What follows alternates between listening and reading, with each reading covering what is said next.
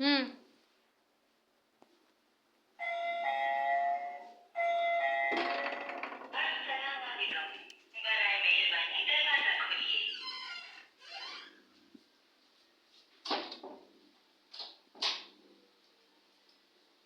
তো এখন এসে বললাম নামাজ শেষ,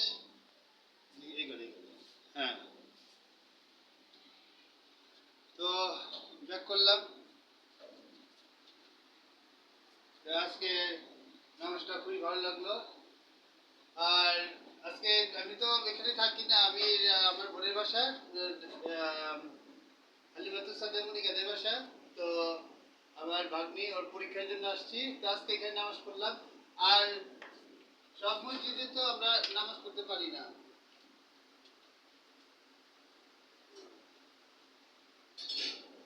সব মসজিদে তো আবার আমরা নামাজ পড়বো না, কারণ শুধুমাত্র আম, এটা আল্লাহর হুকুম। আল্লাহ এবং রাসূল সাল্লাল্লাহু আলাইহি সাল্লামের এটা একটা হুকুম। তো এই হুকুম হয়েছিল গাদিরে খুম নামক স্থানে, ঈদে গাদির যেটা আমরা পালন করি। তো গাদির দিবসে আল্লাহ এবং আল্লাহ রাসূল সাল্লাল্লাহু আলাইহি সাল্লামকে বলেছিলেন যে তোমার মানে নবীজি যখন হজ কমপ্লিট করে মক্কা বিজয় পর, যখন নবীজি একবার হজ করেছিলেন, তো নবীজি হজ করার পরে রাসূল আল্লাহর পক্ষ থেকে নির্দেশ আসছে যে আপনি একটি ঘোষণা করেন, এলান করেন, এবং আপনি যদি এই এলানটা না করেন তাহলে আপনাকে যে রিসালাত দিয়ে পাঠিয়েছি, রাসূল হিসেবে পাঠিয়েছি, সম্পূর্ণটাই ব্যর্থ হয়ে যাবে। তখন নবীজির সাথে আল্লাহ কথা হয়েছে, এবং কথার মধ্যে আল্লাহ বলছেন আপনি যদি চলে আসতে চান, আপনার তো সময় শেষ, আপনি যদি আসতে চান, পর্দা নিতে চান, তাহলে আপনি আসতে পারেন। আর যদি আপনি বলেন যে না আমি আরো থাকতে চাই, আপনি চিরকাল থাকতে পারবেন। তো রাসূল সাল্লাল্লাহু আলাইহি সাল্লাম আমাদের দয়াল নবী, আর উনি পর্দা দিয়েছেন, উনি বলছেন যে না আমি আসতে চাই। সেই কারণে আল্লাহ পাক রব্বুল আলামিন আমাদের রাসূল পাক সাল্লাল্লাহু আলাইহি সাল্লামকে বলেছিলেন যে আপনার সমস্ত বেলায়েতের ক্ষমতা, সমস্ত পাওয়ার, সমস্ত আমার আল্লাহর পক্ষ থেকে আমি আমি যা দান করেছি আপনাকে, সমস্ত ক্ষমতা আপনার পরবর্তীতে একজন ওয়ারিসকে দিয়ে আসেন। তো আল্লাহর পক্ষ থেকে আল্লাহ একজনই নাম ঘোষণা করেছিলেন, যাকে আল্লাহ জুলফিকার তালুয়ার দান করেছিলেন, গিফট করেছিলেন, সে হলো আমাদের প্রাণপ্রিয় মৌলা আলী। তো সেখানেই আল্লাহ রাসূল সাল্লাল্লাহু আলাইহি সাল্লাম গাদি মক্কা থেকে আসার পরে সমস্ত হজ করার পরে সমস্ত হজবাসী হাজিদের, তখন নবীজির সাথে সমস্ত সাহাবীরা হজ করতে 1.5 লক্ষ সাহাবী হজ করছে। তো মতান্তরে আরো বেশি হতে পারে। তো সেই ক্ষেত্রে নবীজি এলান ঘোষণা করছে যারাই যে পথে চলে গেছে মক্কা থেকে, তারা গাদির নামক স্থানে এসে যাতে একসাথে জমায়েত হয়, আমি নবীর আদেশ। তো তখনই সমস্ত সাহাবীরা গাদির নামক স্থানে এক হয়েছে, এক হয়ে তখন দাঁড়িয়েছে, এবং তখন উটেরা উটেরা স্টেজ বানিয়ে ফেলছিল। নবীজির উটেরা তো বুঝতে পারে মানুষ এবং জিনের থেকে জীব জানোয়ারের সেই যে ক্ষমতা আছে সেটা তারা আগে থেকে বুঝতে পারে।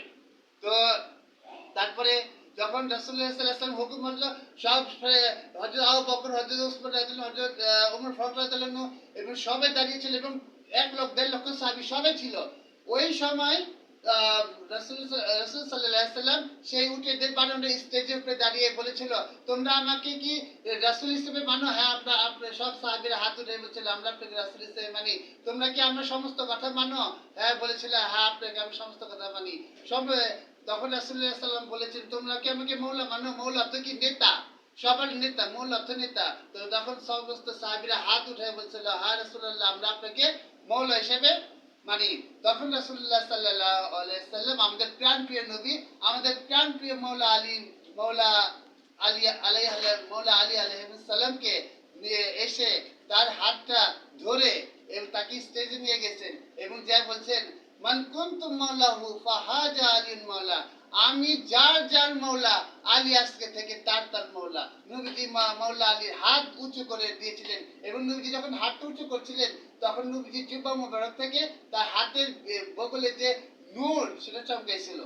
তো সেখানেই মৌলা আলীকে মৌলা ঘোষণা করে দিয়েছে।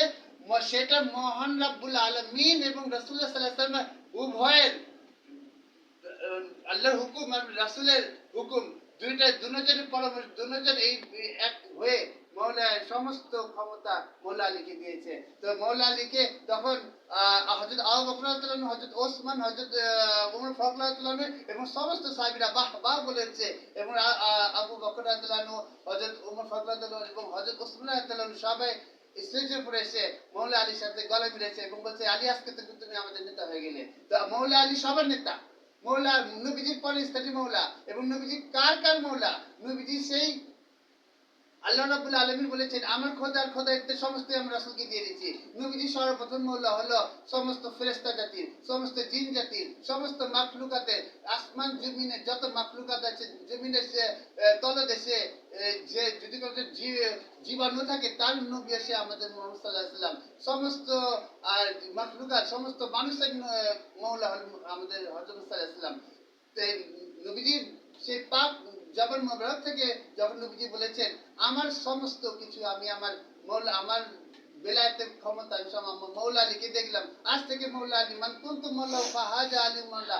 মৌলা আলী হলো আজকে থেকে তোমাদের সকলের মৌলা, তোমাদের সকলের নেতা, সকল ফেরেশতার নেতা, সকল জিন জাতির নেতা, সকল মখলুকাতের নেতা। চাঁদ, সূর্য, গ্রহ, নক্ষত্র, তারা, ছায়া, উল্কা, নিহারিকা, যা কিছু আছে, সাত পট আসমান, সাত জমিন, যা কিছু আছে, জান্নাত জাহান্নাম, সবকিছুর মৌলা হলো মৌলা আলী। এটা আল্লাহর হুকুম। অতএব যারা মৌলা আলীকে না মানবে, তাদের পেছনে নামাজ হবে না, তাদের পেছনে তাদের কোনো কথা শোনা যাবে না। যারা মৌলা আলীকে মৌলায়েত মানবে, তারাই আল্লাহর ওলি হইতে পারছিল পরবর্তীতে। গৌসে পাক বরবির আব্দুল কাদের জিলানী, খাজা গরিবের নামাজ, সাবাস কালান্দার, বুয়ালি কালান্দার, শাহজালাল বাবা, শাহপুরান বাবা, বাদশাহ মকুশা और जितना भी ओली अल्लाह है, सब ओली अल्लाह মৌলা আলীকে মৌলায়াত মানছিল। এবং মৌলা আলীর অনুসরণ যারা না করবো, মৌলা আলী হলো জিন্দা কোরআন। সিফিনের যে যুদ্ধের মধ্যে যারা মৌলা আলীর সঙ্গে ছেড়ে দিয়েছিল, তার সমস্ত যে জাহান্নামী হয়ে গেছে, তাদের মুরতাদ হয়ে গেছে। এবং যারা মৌলা আলীর সঙ্গে ছিল, তারাই মৌলা আলীকে স্মরণ করতে পারছে। সৌদি আরব এবং মৌলা আলীকে নিয়ে কোনো কথা বলা হয় না। সৌদি আরবের সমস্তটাই মুয়াবিয়া ইজিদের চক্রান্তে সমস্তটাই জুলিশাত হয়ে গেছে।